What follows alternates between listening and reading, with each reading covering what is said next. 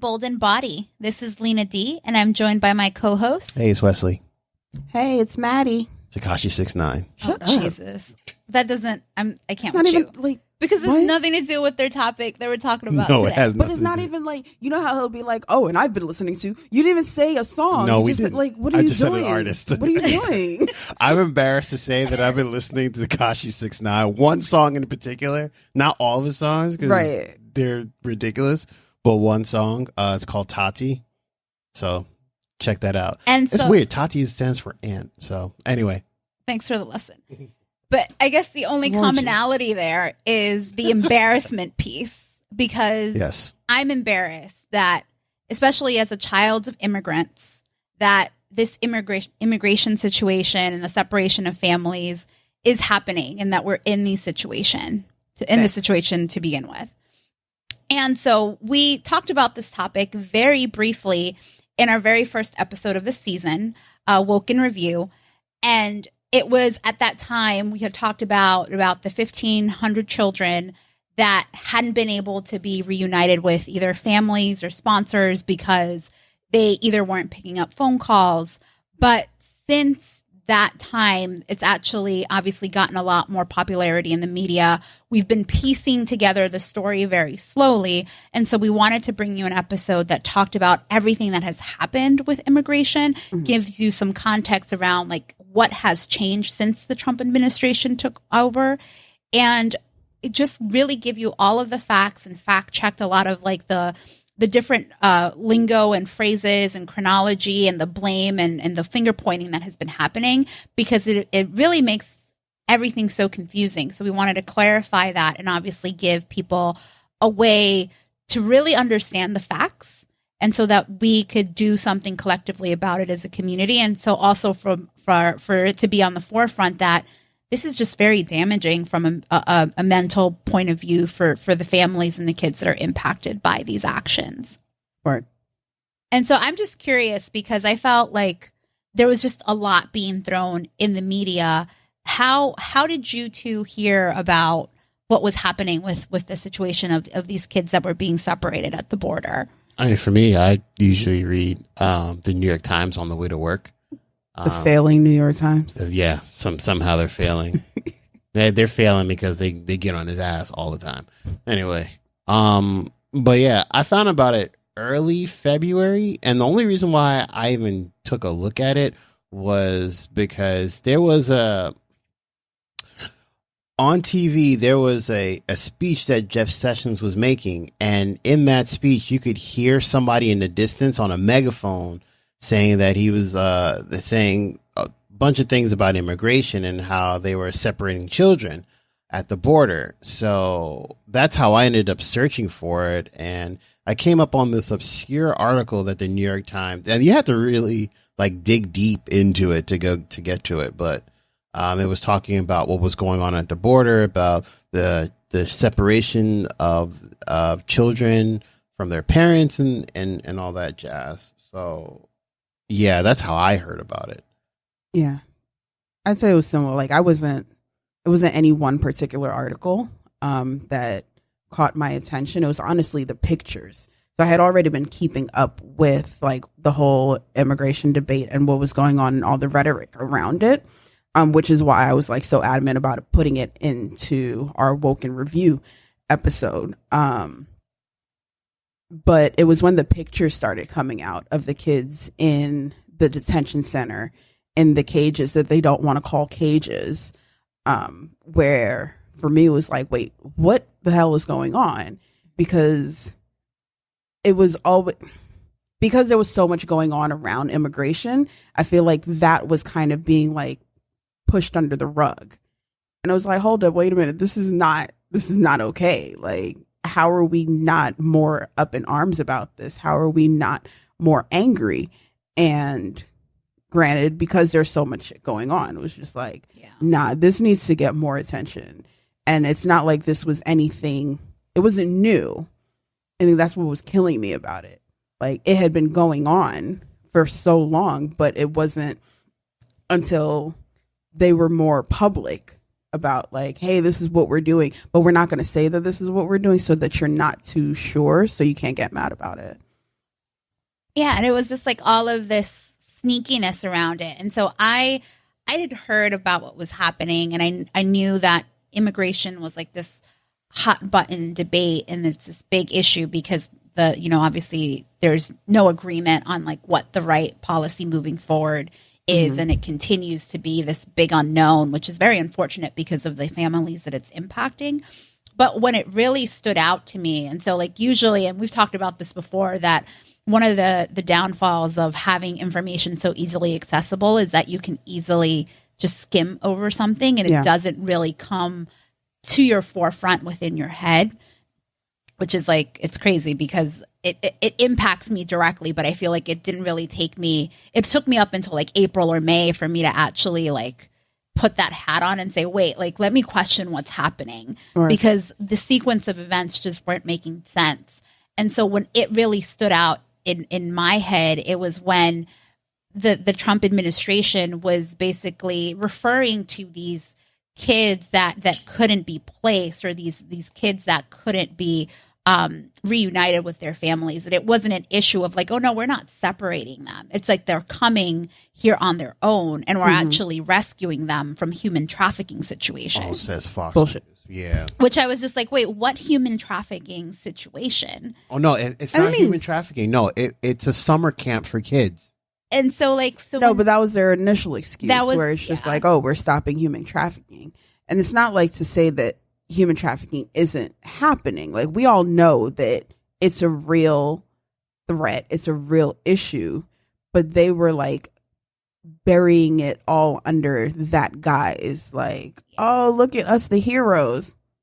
The fuck are you talking about? It's like, no. And because that was in May. And so then, especially when I started digging into it and really connecting the dots around what Sessions' zero tolerance policy meant, and the fact that that was announced on April 6th, I was like, okay, no, like bullshit is going on. Like, absolutely. My meter is just like off the charts. What is really happening? But it took so much work to get there. So much work to connect all of that stuff. So I was just like, okay, no, like I feel like as prominent as it is in social media, as much as I see different organizations advocating for fundraising so that they could, help some of these families get reunited, or even just awareness of what's happening, there's still, the sequence of events is still, for some people, I feel, not 100%. So we were actually going to do a recap of what's been happening and what's kind of triggered all this activity, and sort of try to do a chronology, and then for us to go dig into that and sort of fact check what's really reality and what isn't. So I mentioned the zero tolerance policy, and that was announced on April 6th by Jeff Sessions. And basically that ended up opening the door to criminally prosecute any individuals that were crossing the border illegally.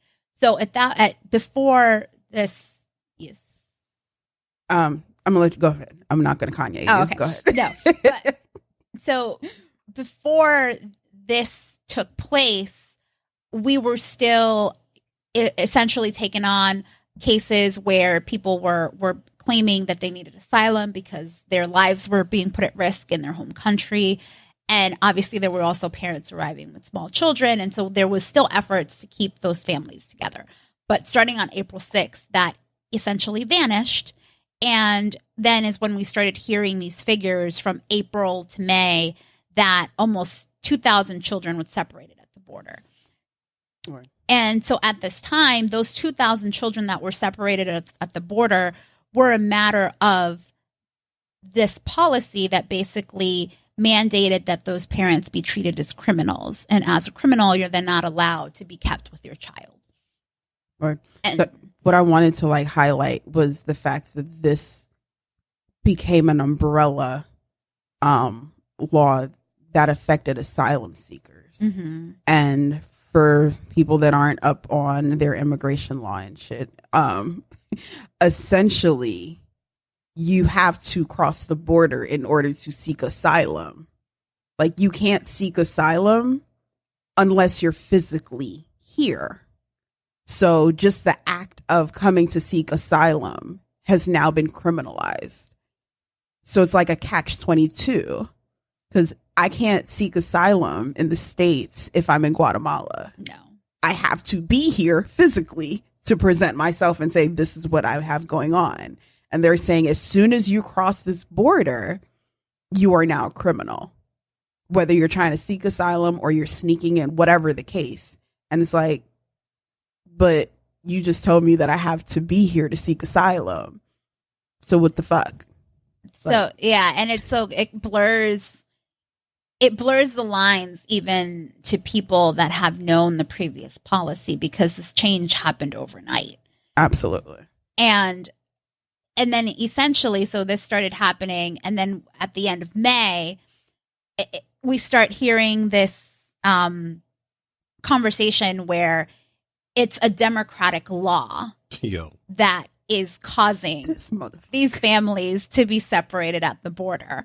And so I actually found the tweet from Trump. He tweeted this on May 26th. And of course, there's a lot of other noise, a lot of other tweets that he's obviously tweeted about this issue. But this one specifically, it's loaded. And so I'll read it through, and then we're going to talk through what he's really saying and how bullshit things contradict each other, and therefore it is bullshit.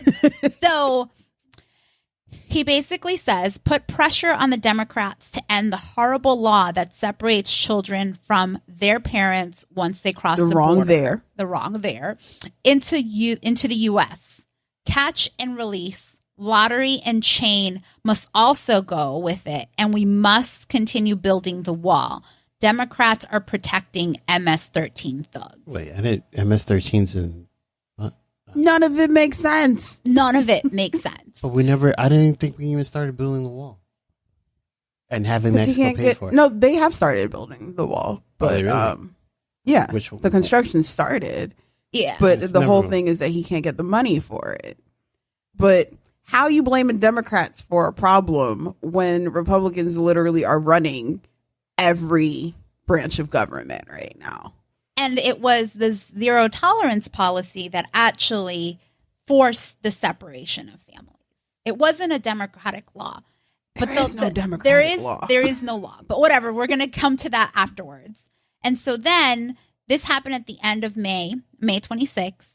And then there was another figure that was released that actually looks at the reported number of children that were separated from May to June. Mm-hmm. So this is another 2,342 children. Now, this is when there has been sort of an additional clarity that recall that the approximately 1,500 children that couldn't be placed or that they either crossed the border on their own. So all those kids that were lumped into that bucket were actually from October 2017 up until the timing of when zero tolerance was put into effect.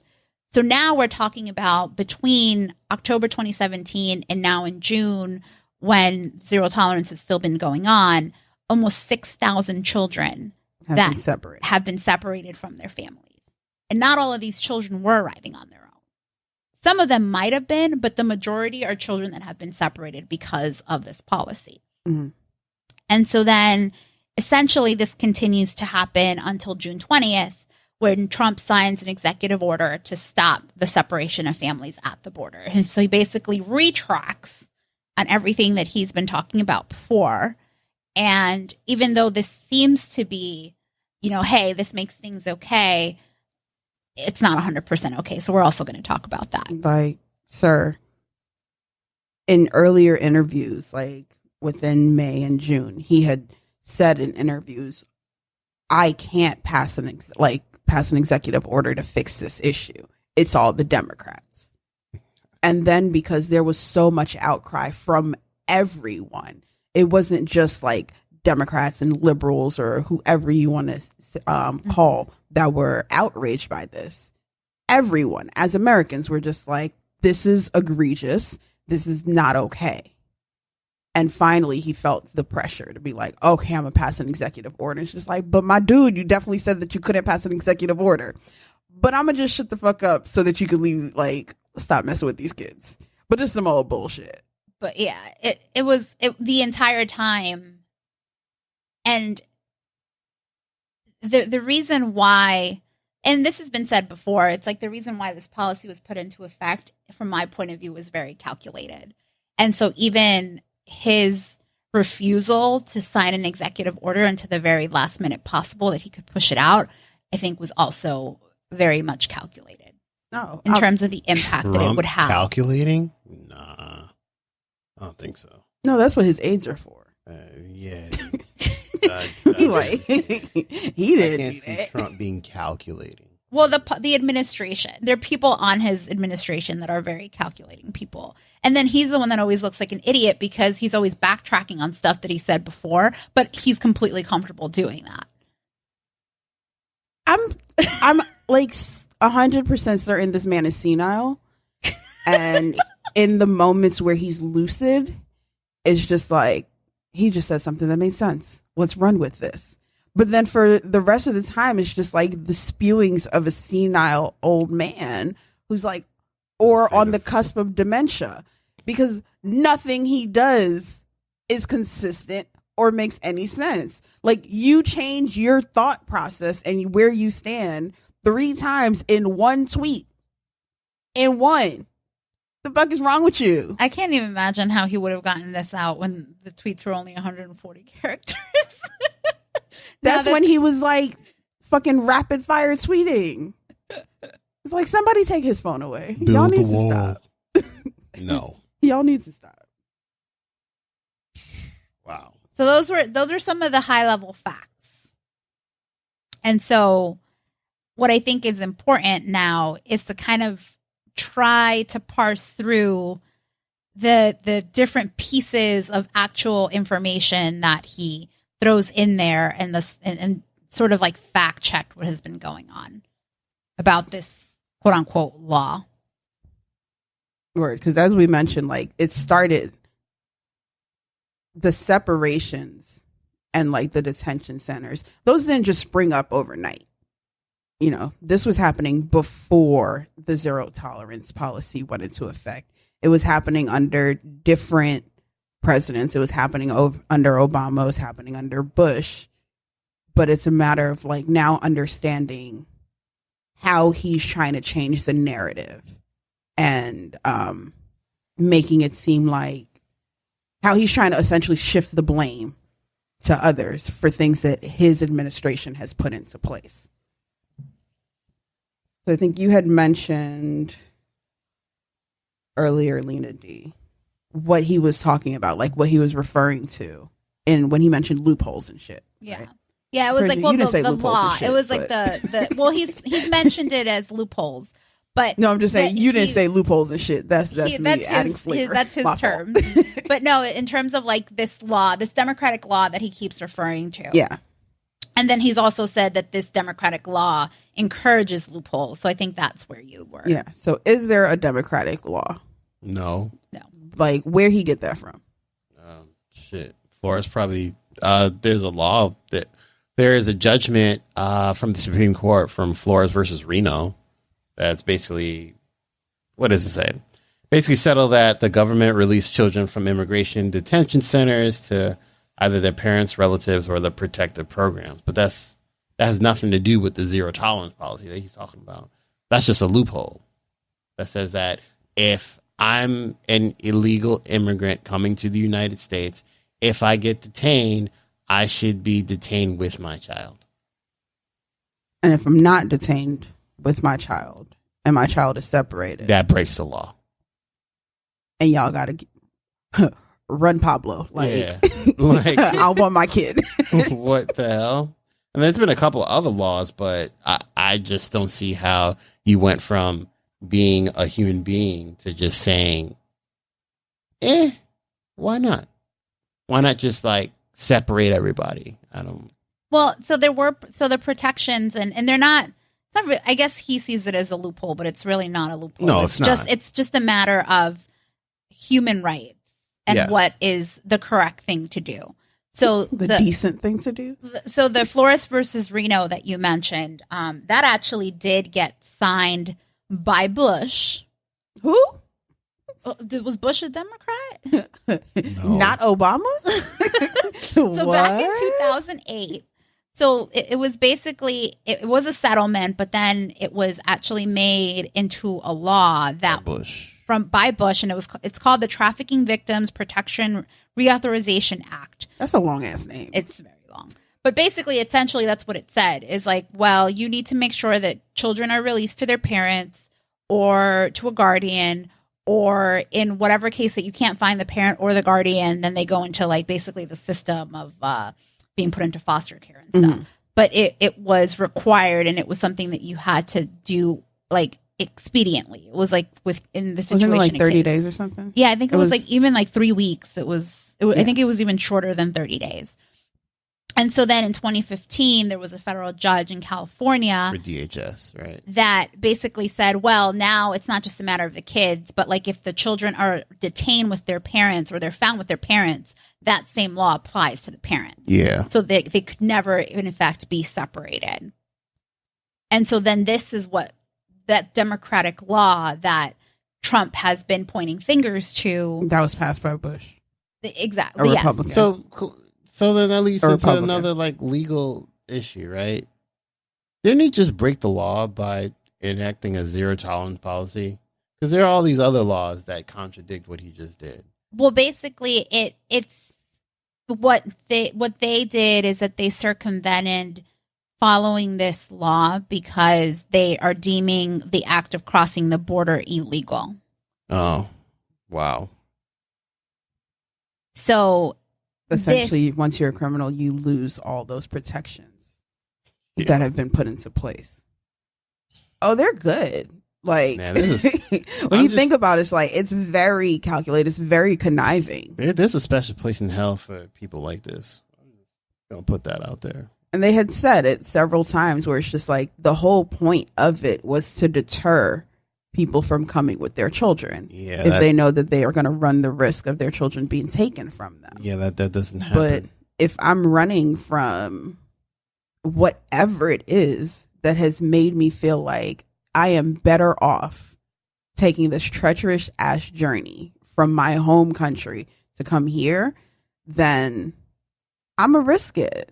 Mm-hmm. Like, I'm not leaving a mansion and a good life to come to the U.S. I'm leaving the worst situation possible. Like, I am running literally for my life and for the life of my children. Nobody is coming to the U.S. for the fun of it. No. Not in those conditions. No. And the thing is, it's just like the whole the thought process behind like, oh, we're going to use people as examples. And the thing was, even though they started doing this in April, they were families and women from Honduras that were crossing in May that were completely caught off guard by the fact that they were being separated from their children.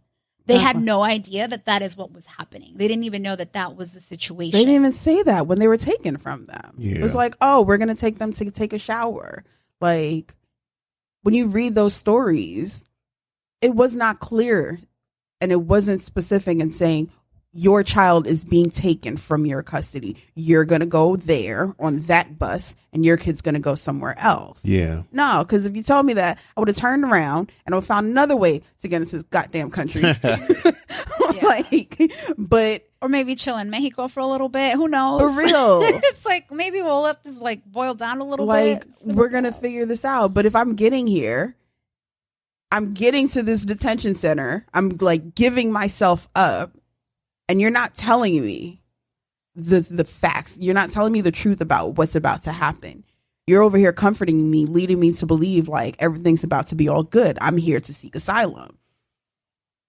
From what everybody else told me, like, this is the process. This is how it's going to go. You're not explaining that shit to me. Like, where they do that? And in other cases where they had parents sign documentation, misrepresented documentation, because obviously they don't read English. And so in certain cases, parents were signing their child off, and they were being told that if they signed those papers, they would get sent back to their country, and that they would make sure that their child found them on the other side of the border.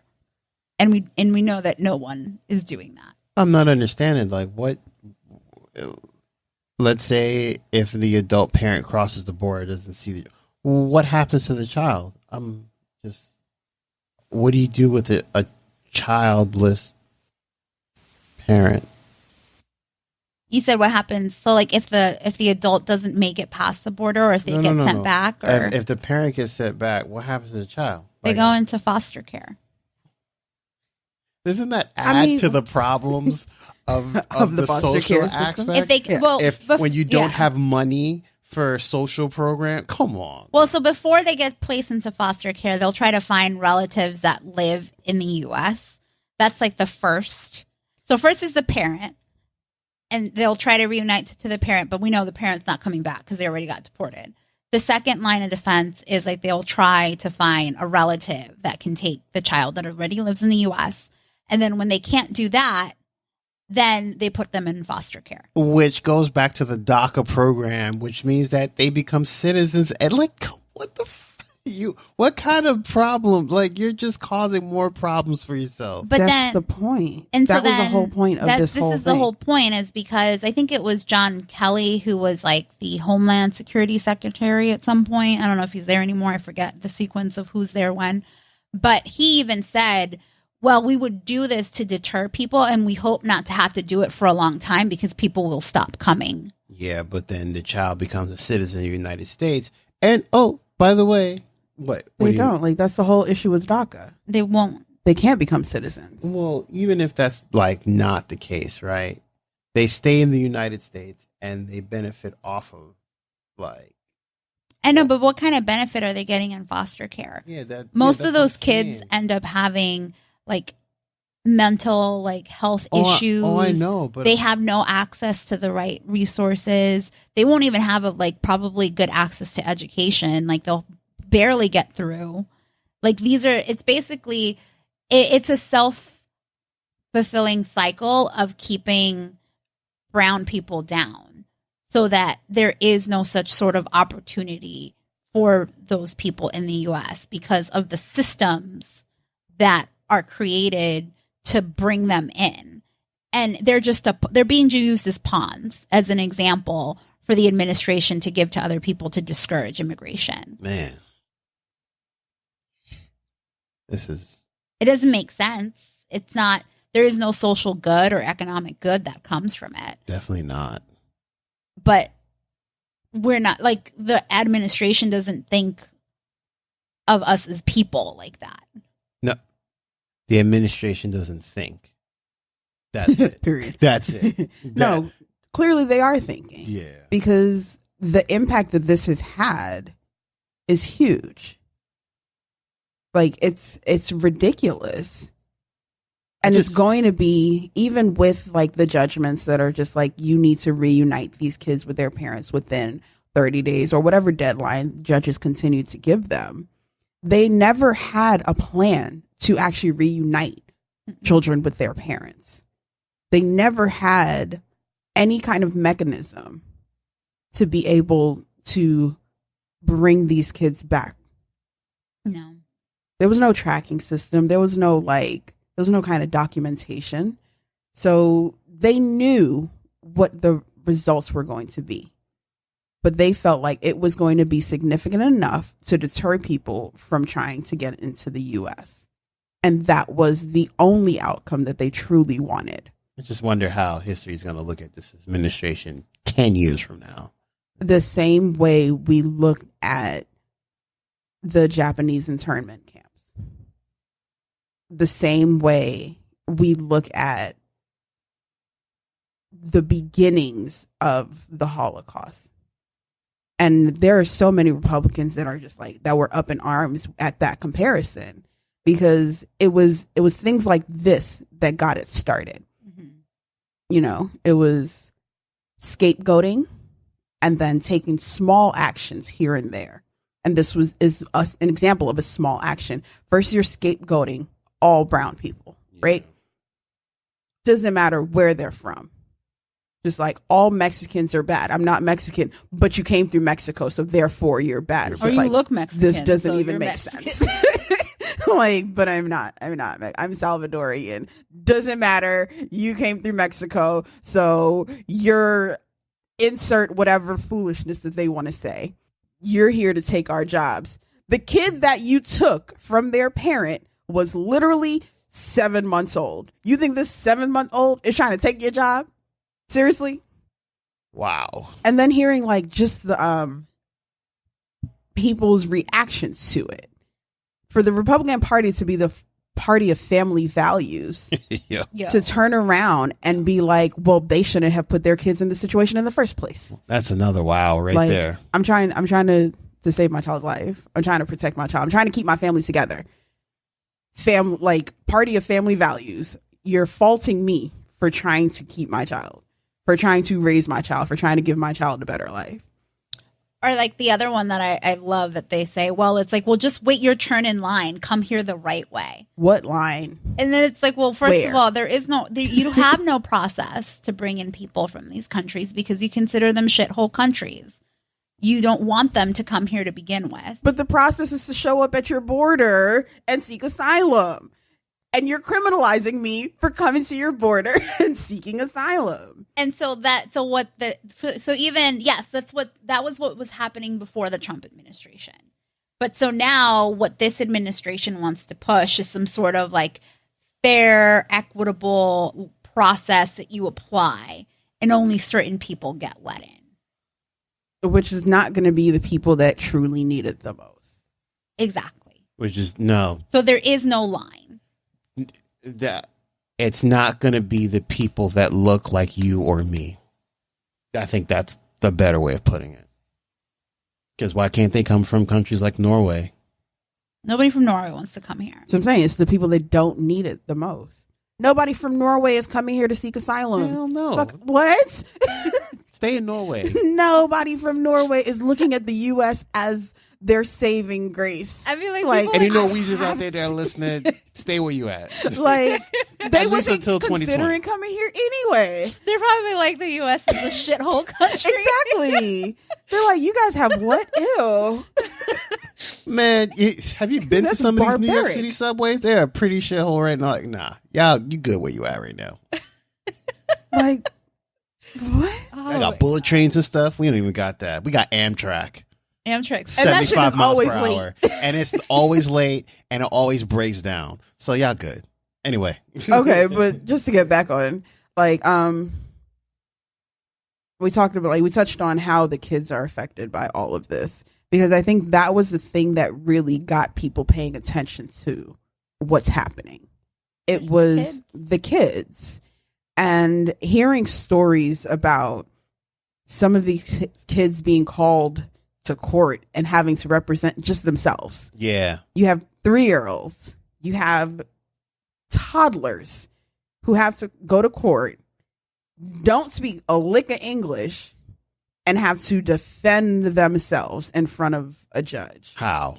And even you have some judges that were just like, this was the most ridiculous thing that I've ever had to do, was to look at a child and be like, do you understand what's happening here today? These kids are just like, the fuck? No. I don't understand anything. And then it's like, what? Who are you? I just want to find my mom. While this administration is telling you that these kids are coached, that these kids know the laws better than we do. Really? Have you ever talked to a 3-year-old? Like, they don't even understand the concept of colors very well. But you think they understand They don't laws? understand any concept. They're just like in their own worlds, like where the sequence of things happens at their pace. Like there's like no sort of policy that they could talk through and defend themselves in court, which is ridiculous. Have you heard about the wife who decided to self-deport to Mexico? Or was it the Marine? Wait, hold on. Before we get there, because we talk about kids right now, but let's table that one, because that one is an important one. But I think the biggest thing for me that just irritates me that it isn't on the forefront of the administration's minds when they're thinking about this is just the mental health impact that their process has on these kids. Mm-hmm. And so some of these kids are like, you know, like you said, toddlers, 3 years old. A lot of them are under 5 years old. And so having to be separated from your parents and like not knowing where you're going and you don't recognize anyone. And like there were stories and accounts of like there were these kids would just be like crying and like wailing in these detention centers. And you'd have the people that are there guarding them like laughing at them. And like it was like that was the biggest thing for me in terms of like these kids are going to be scarred for life. And these are also kids that aren't going to have access to like the resources that can help them cope with what they've just gone through. The other part of that killed me was how they act like the older ones are adults. Like, oh, this is a 15-year-old. That's a grown-ass man. Wow. Wait, what? Yeah. No, it's not. This is a 15-year-old that probably just watched another sibling die, made this trip over here, and is just as confused. Yeah. And I mean, and I actually have seen it, like Vice did an episode on some of these kids that were being separated. And like for a lot of them, it's hard for them to talk about it. Like they just like, they'll get asked a question and they just start tearing up. Some of them don't even know what to say. Like, and like, that's really hard. Like, and then those are the people that, you know, you're trying to keep in this side of the border for whatever reason. Like you still think it's a good idea to keep the kids here and have them put them through like the foster care system. Like how are these kids supposed to be contributing members of society? It just completely goes against everything that the logic that they have behind it. Right. It just keeps digging a hole for this community and it's just unacceptable. And it just really, really makes me angry whenever I think about it. Fucking crazy.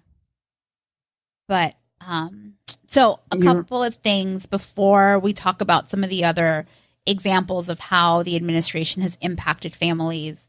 I did want to talk about the executive order because I felt like a lot of the coverage in the media was about, hey, this executive order has been signed. That means that we're going to stop separating families at the border. Bullshit. But it's not that clear cut. And there were some other things that went under the radar with the executive order that are worthy to point out because it's something that we can still have an impact on. So, yes, like families, they said, if resources are able to accommodate, we will keep families together. So there was even like a stipulation on that. So I would say like, hey, we still, I think, have to closely monitor and keep the administration accountable about the kids that are still being separated, because if they're saying, hey, there's not enough facilities or space for us to keep everybody together, then what are they going to be doing in those situations? So I think that that's kind of like a red flag for me. The other piece too is that some of those adults, technically they won't be turned over to the Justice Department, but there's still a piece of it that if they're deemed not equipped or if they have prior criminal charges where they could in fact still be separated. So the executive order doesn't completely like just blanket keeping families together. Yeah. And they said that they would be prioritizing like family cases. But again, what that means is that family cases will be prioritized with the courts, but it doesn't necessarily mean that those families will get asylum. So even that asylum policy itself is still threatened because the administration has said, yes, we'll keep families together. We'll stop separating them. However, we are still 100% enforcing zero tolerance policy. Yeah, because they also changed like the reasons you can use to seek asylum. And they've essentially narrowed down what they consider as qualifying as asylum worthy. Tell you, man, special place in hell for people like this. And then the last piece that is really important, and I had to dig to find this one, is that they said that they essentially want to reverse the policy that was dictated by Flores versus Reno. So in the case where families do come together and that kept families together and it expedited how long they were through the system, or if kids were separated, it expedited how long it happened.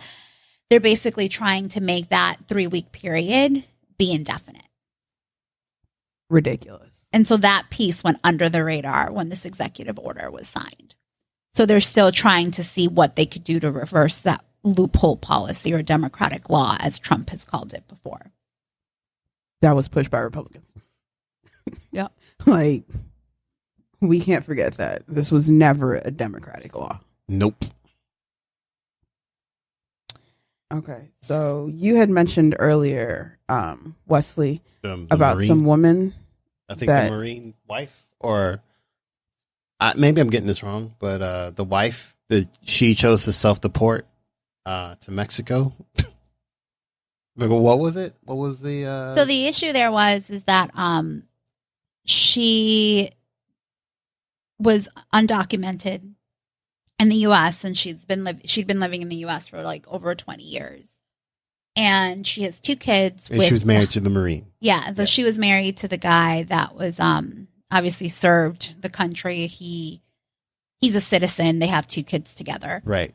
And from what I was reading, she actually had some history where she had crossed the first time undocumented, was sent back, and she crossed the second time. Oh, man. And so what happens is that once you cross a second time, and if you're detained, that's a felony. Ban. Yeah, that's a ban. Yeah. So that was her situation. And so when she crossed the second time, she tried to apply to become documented either through like residency, or I think residency is normally the first step. Yeah. She was denied because of the fact that she had a prior record of like having lied on her application. Ugh. So I think she had said that she was like a student or something, but she never really studied in the U.S. Gotcha. So that kind of blackballed her, but she remained in the U.S. And it wasn't until she got a moving traffic violation that it flagged her again. So that's why they were able to identify her this other time around. And they were basically going to deport her because at this point she's committed a felony. Gotcha. And so they tried to push back on it, try to find an exception as to what was for her to remain in the U.S. because, like, you know, her husband's a citizen. Right. Her 2 children were born in the U.S. and they basically said no. So she chose by self-deporting. She wasn't like carted out in handcuffs. She was able to go back kind of on her own terms. Gotcha. But she can't ever come back in. Oh, man. Didn't the husband vote for Trump? Sure did. Yes, he did. Because he didn't think it was going to personally affect him. Well, it did. And I mean, that gets to in like the whole piece about being informed about what's happening. So even like with the executive order that was signed, it's like, hey, we're not done with this immigration policy, guys. Like you still should stay informed of what's happening, and especially with the elections coming up, vote in your interest, right? Word. Not against your interest. But and I guess that goes to the one thing that I really wanted to cover is having all this information now. What do we do with it? And I mean, it's good to know, but we can't just sit on this. So for any of our listeners that are actually like in the areas where there are detention centers, like y'all could go and volunteer there. They need volunteers, especially Spanish speakers. If you're just good with kids, whatever the case might be, like just to have a supporting role. So that would be one thing that can be done.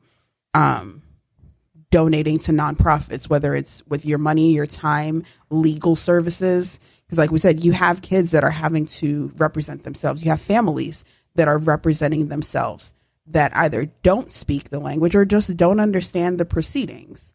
So if you are legally inclined, if you just have the time, if you're down for some pro bono work, like you can volunteer in that sense. If you don't, you can volunteer money to support those families that can't afford to get an attorney. Right. Blow up your elected officials' phones. I have a thing about that. What? remember, I don't know if you don't remember this, but I remember this. Because you're old. Yeah. By the way, guys, Maddie always has these jokes, but she's only like 2 years younger than I am. So I'm actually a year younger than you. Yeah. Oh, yeah. There we go. She comes calling me old. I should have let you rock thinking that you were 2 years older than me. But this is very important because I remember this, and I was 9 at the time when my grandmother needed. My aunt was filing some sort of like paperwork for my grandmother to come into the country, or our grandmother in this scenario. And my aunt needed a signature from somebody. I didn't know who it was. We were just driving to West Hempstead. Turns out at the time, our elected official was Congresswoman Carolyn McCarthy. I don't know if that name sounds familiar to you guys. Nope. But Carolyn McCarthy was her son was murdered on the Long Island Railroad by, I forgot the names. I mean, something Ferguson or whatever. He ended up representing himself in court, but he ended up going to jail, whatever. But I remember meeting like my congresswoman for the first time. I was like, oh, I've seen you on TV. I know who you are. And yeah, like I took a picture of her and everything. So contrary to popular belief, if you do like go to your congressperson or whatever, they will help you out in some form or fashion, depending on who that person is. Turns out I had a really nice congresswoman. Her name was Carolyn McCarthy, and she helped out my aunt with getting the signatures to have my grandmother come in. And as such, now she's in the United States and all that good stuff. So harassing the shit out of me about giving her grandbabies or great grandbabies. Oh yeah, she doesn't talk to me like that. Apparently, she doesn't talk to me like that.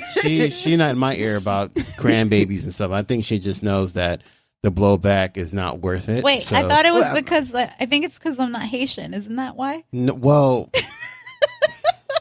in all honesty, depending on the day that you ask her, the reason's going to be different. Yeah. But the girls always get it worse because, my uterus is about to shrivel up and die. Apparently, like, because she's Latina, where kids are going to have good hair. And I don't even know what that means. That makes no sense to me what good hair even is. That's a whole different topic. We can talk about that. Yeah, but anyway, that doesn't make the point was. The point of the matter is that contact your elected official, congressman, congresswoman, alderman, whoever that person is. Contact them. They're accessible. They are very accessible. So, especially if we're talking on a local level, get to know these people. Get to know how you can get in touch with them. Find out where their offices are, because normally, like, notice when they're out there campaigning, they all up in your face. So when you need something, you need to be all up in their faces as well. And isn't for you to be elected into the House of Representatives every 2 years, right? It's not every 4 years. Well, am I thinking the wrong way? The election. I think senators are 6 years. Yeah. But I want to say House of Representatives is 2 years. So with that being said, they really have to work for the people that has elected them as such to represent them in the House of Representatives. I'm right, right? 2 years. It's 2 years. 2 years. Okay. Members of the House serve 2-year terms and are considered for re-election every even year. Yes. So guess what year it is? 2018. It's an even year. Yeah. So yeah, you'll see them campaigning. Yep. You might not know what you're voting for. Yeah. Like what position that they're running for, but be informed. Definitely. So that when these issues come up, you know who to reach out to. You know who to contact. And again, we start on the local level because they're so much more accessible, and you move up the food chain from there. And finally, tied to it, like Lena D already said, vote, and you vote for your interests, not by your party, but for your interests. Like, if my parent is an immigrant, I'm not voting for anyone who's against immigration. Or wherever your you stand on it. Your Word. The mother of your kids. You knew your wife did not have a legal status. You knew. And you knew that she was out here trying to get her citizenship legally. But you still went and voted against your own interests. We can't be doing that. Like, you have to be informed. You have to be informed about what these people stand for and what foot they stand on and how they're going to impact you. And just so you guys, like, I just want to be clear, when my aunt went to go get her signature for my grandmother, at that point, before she was actually a Republican who ended up turning into Democrat after the incident happened with her son when he passed away I believe on the Long Island Railroad. So just want you to let you guys know that decency is not a party line thing At all. Yeah. So we definitely want to hear from you on your thoughts. If we got anything wrong, hit us up. Let us know. If you have some questions, you need to get some pointed in the right direction on how to get in touch with your elected official or any of the steps that I just said on how we can actually have an impact on what's going on. Hit us up. Like, you know where to find us. Or even like Instagram events, like fundraisers and stuff that people are having. Like if you want us to post it on our Bald and Body account. Help promote it. We are here for that. Yes. So Yep. let us know. All right. Peace out, Girl Scouts. Later. Bye.